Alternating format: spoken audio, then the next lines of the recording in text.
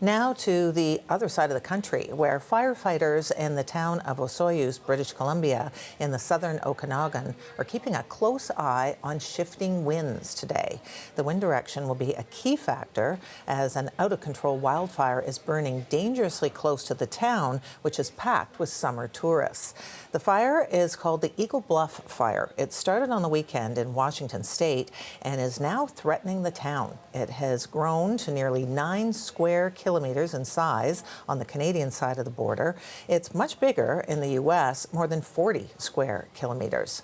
More than 700 properties have already been evacuated, and thousands more are on alert to move out at a moment's notice. The CBC's Georgie Smythe is in Osoyoos, and she joins us now live. So, Georgie, give us an update on what's happening there today. Yeah, well, there's still hundreds of people out of their homes here in Osoyoos, given that the fire is still burning 3 days after it was discovered. The Eagle Bluff fire was discovered on Saturday afternoon. The evacuation orders came down on Saturday night, and there was just some really terrifying visuals, videos and stills that were taken by residents here of that fire coming over the hillside. It had been blown up from the U.S., from Washington State, by very high winds pushing from south to north. We did see hundreds of people leaving the town that night, and we did actually catch up with a few of them yesterday. They talked to us about what it was like to leave that night, to see those fires coming over the hills, and also how they're feeling now.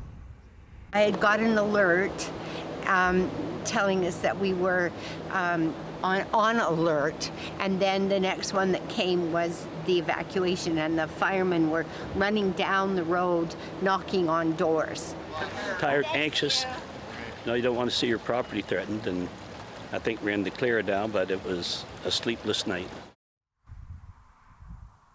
We also got a chance to speak to the town's mayor yesterday just about what a mammoth task it was to bring all those people together and move them out of the town, residents and tourists, at the height of that summer season. Trying to make sure that people got the help they needed, try to get the correct information. And of course, we had to deal with evacuation. So our police department was out, search and rescue was out, the fire department, all kinds of volunteers. So as it stands now, people have been asked to conserve water to save it for firefighting efforts and to stay off the lake, which is being used by tankers for those water bombing efforts. Diane? Okay, and Georgie, what about today? I mean, what sort of effort is going to be made in terms of the firefighting today? What's the plan?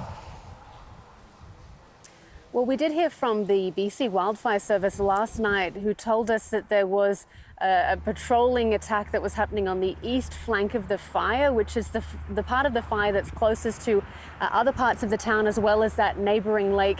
It's still too early to know exactly. We haven't heard from them yet as to how successful that patrolling was. But if I just jump out of the shot here now, you can take a look at the fire yourself here on the hill behind me. And one of the big factors in this fire has been wind. We know it was those strong winds from the south that initially pushed this fire up into Canada. There is still hope and hope today that a reversal of the direction of those winds might push the fire back onto itself and into the US. And you can see by the way that that smoke is being pushed at the moment, that actually is pushing south, and it does appear to be perhaps burning into itself today. And it is moving slowly. It's not too windy, as you can see, so hopefully that will aid firefighting efforts today. And just as a sign of how quickly the fire had been spreading, we watched this same hillside yesterday afternoon light up as the fire moved through the trees and down the hill there towards homes and businesses. All the while, air bombers were attacking it from above. So just a real sign of how dry it is out here, exacerbated by the drought that we've seen as well, and hopefully how perhaps the conditions that we might see today could possibly aid in some firefighting efforts today.